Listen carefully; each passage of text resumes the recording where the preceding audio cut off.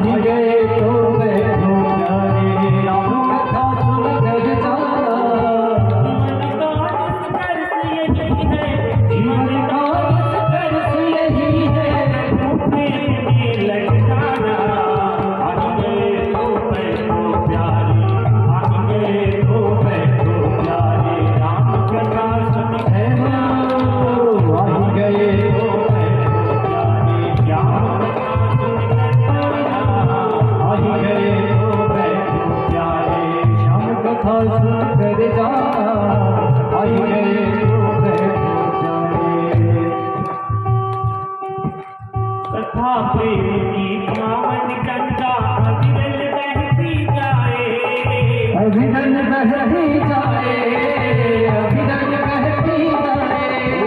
कथा प्रेम की पावन गंगा अविरल बहती जाए। अभिनन बहती जाए अभिनन बहती जाए। भक्ति भाव की शीतल लहरें तन मन को लहराए। तन मन को लहराए तन मन को लहराए। भक्ति भाव की शीतल लहरें तन मन को लहराए। तन मन को लहराए तन मन को लहराए। कुल परिवार ओढ़ ले प्यारे। कुल परिवार ओढ़ ले प्यारे। कुल परिवार ओढ़ ले प्यारे वो चादर बुनकर जाना। आई गए तो बैठो प्यारे आई गए तो बैठो प्यारे राम कथा सुन कर जाना। आई गए तो बैठो प्यारे राम कथा सुन कर जाना। आई गए तो बैठो प्यारे।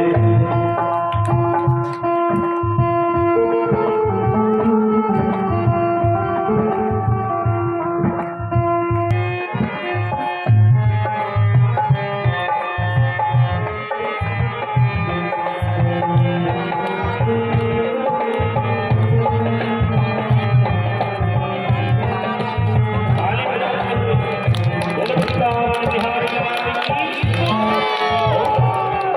भगवान कथा की श्रवण की जाए। ये कथा हम तक पहुंचाने के लिए हमारे बड़े बड़े ऋषि मुनियों ने अपना पूरा जीवन इसी में समर्पित कर दिया। तब जाकर ये कथा हम लोगों तक पहुंच पाई। तप किए भंगा जप तप किए भंगा। तुलसी दास भगीरथ बनकर तप किए भंगा। जप तप किए भंगा जप तप किए भंगा। तब जाकर मानस से निकली पाप नाशनी गंगा। पाप नाशनी गंगा पाप नाशनी गंगा। तब जाकर मानस से निकली पाप नाशनी गंगा। पाप नाशनी गंगा पाप नाशनी गंगा। श्याम कथा सागर में प्यारे। करके प्यारे श्याम कथा सागर में प्यारे आते आते कर जाना। हम गए तो बैठो प्यारे हम गए तो बैठो प्यारे राम कथा सुन कर जाना। आई गए तो बैठो प्यारे राम कथा सुन कर जाना। आई गए तो बैठो प्यारे। जीवन का संघर्ष यही है जीवन का संघर्ष यही है प्रभु प्रेम में लग जाना। आई गए तो बैठो प्यारे आई गए तो बैठो प्यारे राम कथा सुन कर जाना। आई गए तो बैठो प्यारे राम कथा सुन कर जाना। आई गए तो बैठो प्यारे राम कथा सुन कर जाना। आई गए तो बैठो प्यारे राम कथा सुन कर जाना। आई गए तो बैठो प्यारे। ये पावन कथा नैमिषारण्य तीर्थ में श्री सूत जी महाराज सुना रहे हैं। 88,000 ऋषियों को कथा में कल आप लोगों ने श्रवण किया। इस प्रकार भागवत की कथा सुनने से मनुष्य के भीतर भक्ति, ज्ञान और वैराग्य तीनों प्रबल हो, तीनों पुष्ट हो।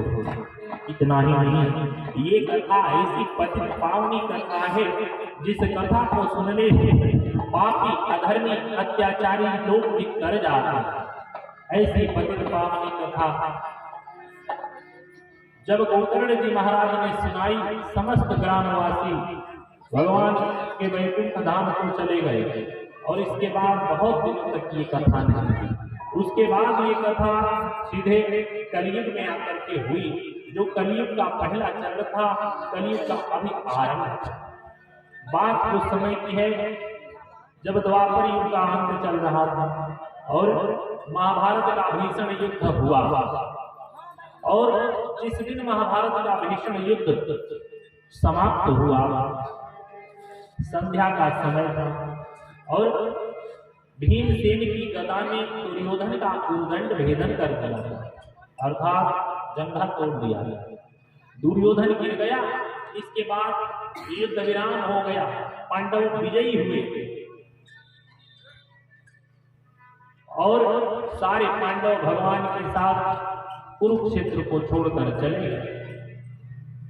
भगवान बोले कि देखो, आज महाभारत के इस भीषण युद्ध में हमारी विजय हुई, इसलिए आज की रात हम उत्सव मनाएंगे। और सारे पांडवों को लेकर के भगवान गंगा नदी के पावन तट पर चले गए और वहां उत्सव मनाने लगे। इधर अंधेरा हो रहा था, अभी थोड़ा थोड़ा दिखाई दे रहा था और ठीक इसी समय, संध्या के समय, द्रोणाचार्य जी के पुत्र अश्वत्थामा, द्रोणाचार्य का पुत्र अश्वत्थामा कुरुक्षेत्र का भ्रमण करने गया।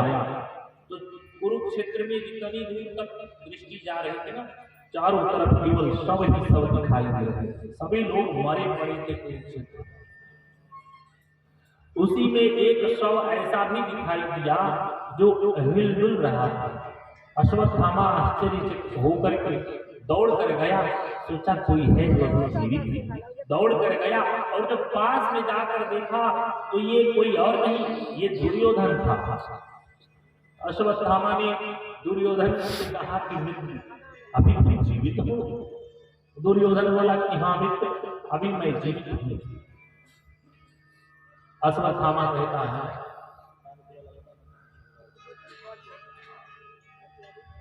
कि मित्र, मैंने तुम्हारा वो शौर्य देखा है जब तुम्हारे आगे पीछे बड़े बड़े लोग हाथ बांधे खड़े रहते थे, तुम्हारी एक आज्ञा की प्रतीक्षा करते थे, और आज तुम्हारी ये दुर्दशा देख रहा हूं। मेरा मन बड़ा खिन्न है, लेकिन मैं कुछ कर नहीं सकता। मैं तुम्हारा मित्र हूं, अभी भी यदि तुम्हारी कोई अंतिम इच्छा हो तो मुझे बताओ। दुर्योधन बोला कि मित्र, मेरी कोई अंतिम इच्छा नहीं है, मेरी कोई अंतिम इच्छा नहीं, बस एक बात का दुख है मुझे। अश्वत्थामा बोला, क्या दुख है बताओ। दुर्योधन कहता है कि मित्र, मेरे मन में एक मात्र प्रश्न इस बात का कि महाभारत के इस भीषण युद्ध में हम कौरव 100 भाई थे और हमारे शत्रु पांडव 5 भाई थे। अश्वत्थामा, इस भीषण युद्ध में हम 100 भाई थे और सबके सब मारे गए, एक भी जीवित नहीं बचा। मैं ही अंतिम भाई बचा हूं और मैं भी अब मरने ही जा रहा हूं। तो हम 100 के 100 मारे गए, एक भी जीवित नहीं बचा। और हमारे जो शत्रु थे पांडव 5 भाई थे और 5 के 5 जीवित हैं, उनमें से एक भी नहीं मरा। मित्र, पांडवों में से कोई एक भी मर जाता तो मेरी आत्मा को शांति मिल जाती, बस यही कष्ट है मेरे मन का। अश्वत्थामा बोला कि बस इतनी सी बात, तो मुझे आज्ञा दो, मैं तुम्हारा मित्र हूं, एक क्या मैं 5 पांडवों का सिर काट के तुम्हारे चरणों में डाल दूंगा। इतना कहते हुए अश्वत्थामा म्यान से तलवार खींच लिया और दौड़ पड़ा पांडवों के शिविर की ओर। पांडवों के शिविर में रात्रि के अंधेरे में घुस गया और भगवान की लीला अपन पार है। आज तो भगवान पांडवों को लेकर गंगा नदी के पावन तट पर उत्सव मना रहे हैं। इधर पांडवों के बिस्तर पर द्रौपदी के 5 अबोध बालक सो रहे हैं। रात्रि के अंधेरे में अश्वत्थामा ने देखा नहीं और उन अबोध बालकों को पांडव समझ करके सोते हुए उन पांचों अबोध बालकों का सिर काट लिया और पांचों का सिर लेकर के दौड़ता हुआ आया कुरुक्षेत्र में